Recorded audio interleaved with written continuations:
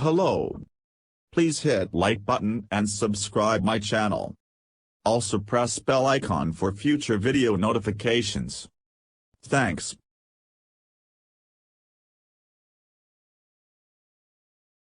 Scientists in the STAR collaboration at the Relativistic Heavy Ion Collider, RHIC, an atom smasher at the U.S. Department of Energy's Brookhaven National Laboratory, have published a comprehensive analysis aimed at determining which factors most influence fluctuations in the flow of particles.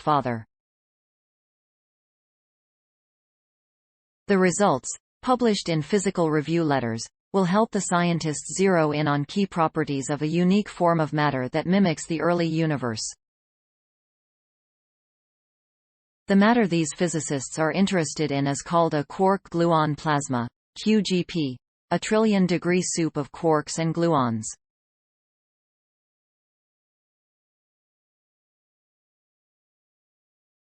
Thanks for watching. Please subscribe my channel for more videos.